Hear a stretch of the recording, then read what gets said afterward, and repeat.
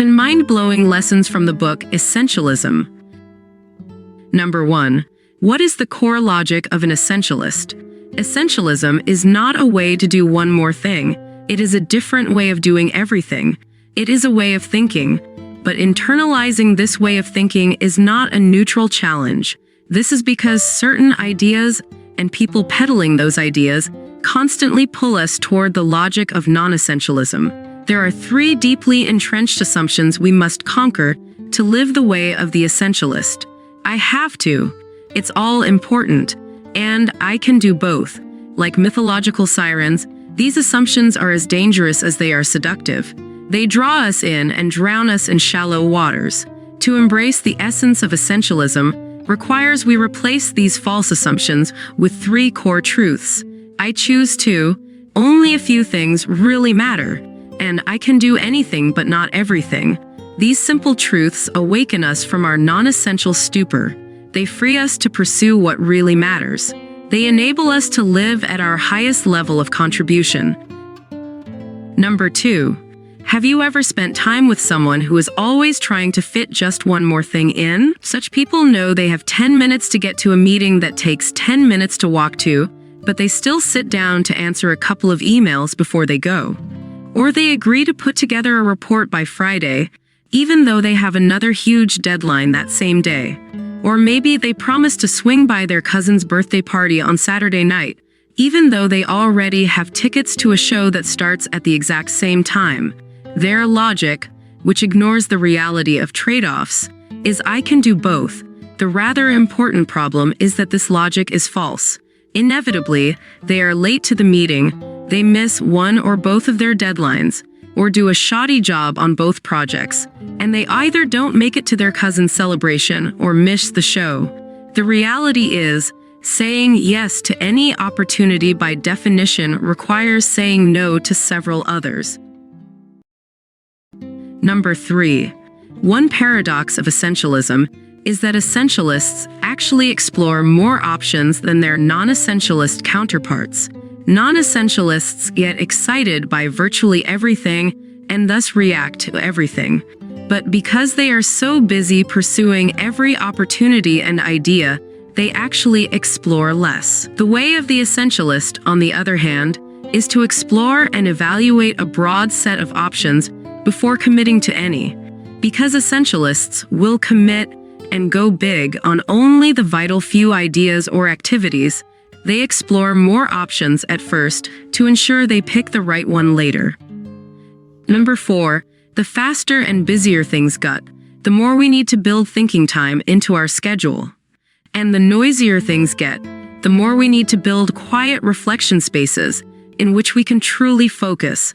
No matter how busy you think you are, you can carve time and space to think out of your workday. Jeff Weiner, the former CEO of LinkedIn, for example, schedules up to 2 hours of blank space on his calendar every day. He divides them into 30-minute increments.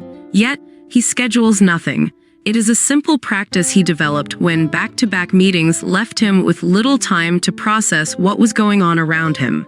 At first, it felt like an indulgence, a waste of time, but eventually he found it to be his single most valuable productivity tool.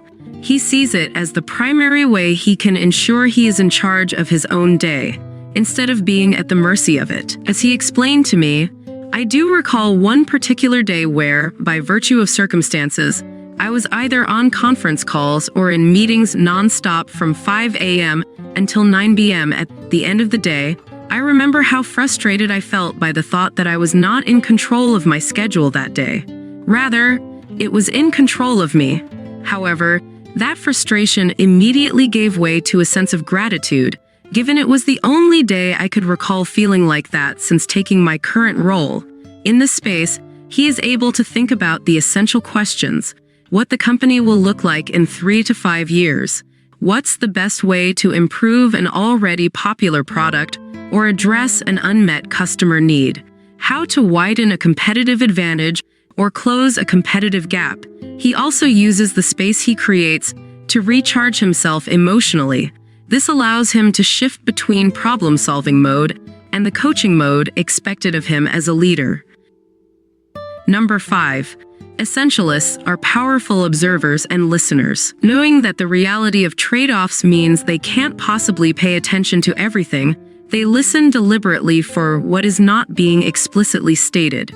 They read between the lines, or as Hermione Granger, of Harry Potter fame, an unlikely essentialist, I'll grant you, but an essentialist in this regard all the same, puts it, actually I'm highly logical, which allows me to look past extraneous detail and perceive clearly that which others overlook. Non-essentialists listen too, but they listen while preparing to say something. They get distracted by extraneous noise. They hyper-focus on inconsequential details. They hear the loudest voice, but they get the wrong message. In their eagerness to react, they miss the point. As a result, they may, using a metaphor from C.S. Lewis, run around with fire extinguishers in times of flood. They miss the lead. Number 6. Stating the obvious, the words journal and journalist come from the same root word. A journalist is, in the word's most literal sense, someone who writes a journal. Therefore, one of the most obvious and yet powerful ways to become a journalist of our own lives is simply to keep a journal. The sad reality is that we humans are forgetful creatures. I would even go so far as to say shockingly forgetful. Don't believe me? You can test this theory right now by trying to recall from memory what you ate for dinner 2 weeks ago on Thursday. Or ask yourself what meetings you attended 3 weeks ago on Monday. If you are like most people, you will draw a total blank on this exercise. Think of a journal as like a storage device for backing up our brain's faulty hard drive. As someone once said to me, the faintest pencil is better than the strongest memory. For the last 10 years now, I have kept a journal, using a counterintuitive yet effective method. It is simply this. I write less than I feel like writing. Typically, when people start to keep a journal, they write pages the first day. Then by the second day, the prospect of writing so much is daunting, and they procrastinate or abandon the exercise. So apply the principle of less but better to your journal. Restrain yourself from writing more until daily journaling has become a habit. I also suggest that once every 90 days or so, you take an hour to read your journal entries from that period. But don't be overly focused on the details like the budget meeting 3 weeks ago or last Thursday's pasta dinner. Instead, focus on the broader patterns or trends. Capture the headline. Look for the lead in your day, your week, your life. Small, incremental changes are hard to see in the moment, but over time can have a huge cumulative effect. Number 7. The value of play in our lives can't be overstated. Studies from the animal kingdom reveal that play is so crucial to the development of key cognitive skills it may even play a role in a species' survival. Bob Fagan, a researcher who has spent 15 years studying the behavior of grizzly bears, discovered bears who played the most tended to survive the longest. When asked why, he said, "In a world continuously presenting unique challenges and ambiguity, play prepares these bears for a changing planet." Jaak Panksepp concluded something similar in Effective Neuroscience, the Foundations of Human and Animal Emotions, where he wrote, "One thing is certain, during play, animals are especially prone to behave in flexible and creative ways. Yet of all animal species," Stuart Brown writes, "humans are the biggest players of all. We are built to play and built through play. When we play, we are engaged in the purest expression of our humanity, the truest expression of our individuality. Is it any wonder that often the times we feel most alive, those that make up our best memories, are moments of play? Play expands our minds in ways that allow us to explore, to germinate new ideas, or see old ideas in a new light. It makes us more inquisitive, more attuned to novelty, more engaged. Play is fundamental to living the way of the essentialist because it fuels exploration in at least 3 specific ways. First, play broadens the range of options available to us. It helps us to see possibilities we otherwise wouldn't have seen and make connections we would otherwise not have made. It opens our minds and broadens our perspective. It helps us challenge old assumptions and makes us more receptive to untested ideas. It gives us permission to expand our own stream of consciousness and come up with new stories. Or, as Albert Einstein once said, "When I examine myself and my methods of thought, I come to the conclusion that the gift of fantasy has meant more to me than my talent for absorbing positive knowledge." Second, play is an antidote to stress. And this is key because stress, in addition to being an enemy of productivity, can actually shut down the creative, inquisitive, exploratory parts of our brain. You know how it feels. You're stressed about work and suddenly everything starts going wrong. You can't find your keys. You bump into things more easily. You forget the critical report on the kitchen table. Recent findings suggest this is because stress increases the activity in the part of the brain that monitors emotions, the amygdala, while reducing the activity in the part responsible for cognitive function, the hippocampus, the result being, simply, that we really can't think clearly. I have seen play reverse these effects in my own children. When they are stressed and things feel out of control, I have them draw. When they do, the change is almost immediate. The stress melts away, and their ability to explore is regained. Third, as Edward M. Hallowell, a psychiatrist who specializes in brain science, explains, play has a positive effect on the executive function of the brain. The brain's executive functions, he writes, include planning, prioritizing, scheduling, anticipating, delegating, deciding, analyzing. In short, most of the skills any executive must master in order to excel in business. Play stimulates the parts of the brain involved in both careful, logical reasoning and carefree, unbound exploration. Given that, it should hardly be surprising that key breakthroughs in thinking have taken place in times of play. Hallowell writes, Columbus was at play when it dawned on him that the world was round. Newton was at play in his mind when he saw the apple tree and suddenly conceived of the force of gravity.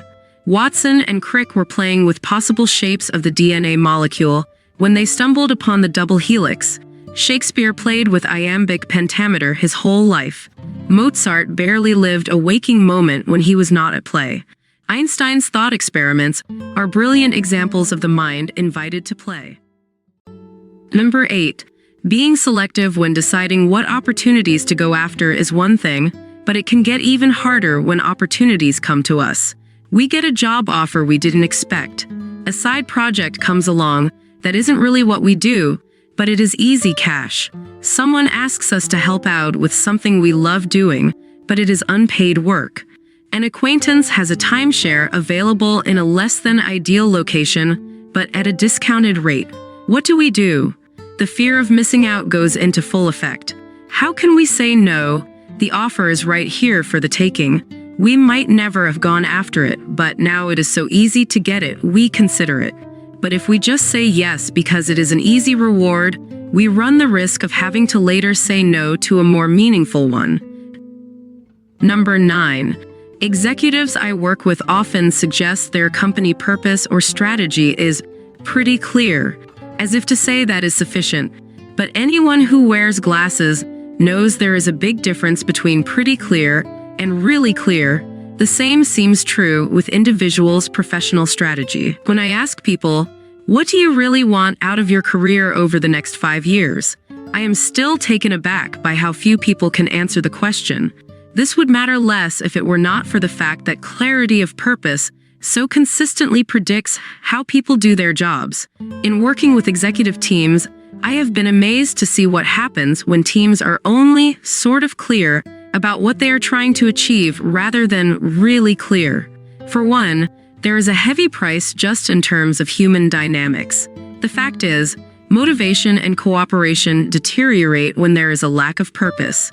You can train leaders on communication and teamwork and conduct 360 feedback reports until you are blue in the face. But if a team does not have clarity of goals and roles, problems will fester and multiply. This is not just my theory or something I read in another business book. In gathering data from more than 500 people about their experience on more than 1,000 teams, I have found a consistent reality. When there is a serious lack of clarity about what the team stands for and what their goals and roles are, people experience confusion, stress, and frustration. When there is a high level of clarity, on the other hand, people thrive. When there is a lack of clarity, People waste time and energy on the trivial many. When they have sufficient levels of clarity, they are capable of greater breakthroughs and innovations, greater than people even realize they ought to have, in those areas that are truly vital. In my work, I have noticed two common patterns that typically emerge when teams lack clarity of purpose. Number 10. Essentialists choose no. More often than they say no, there may be a time when the most graceful way to say no is to simply say a blunt no. But whether it's, "I am flattered that you thought of me, but I'm afraid I don't have the bandwidth," or "I would very much like to, but I'm overcommitted," there are a variety of ways of refusing someone clearly and politely without actually using the word no.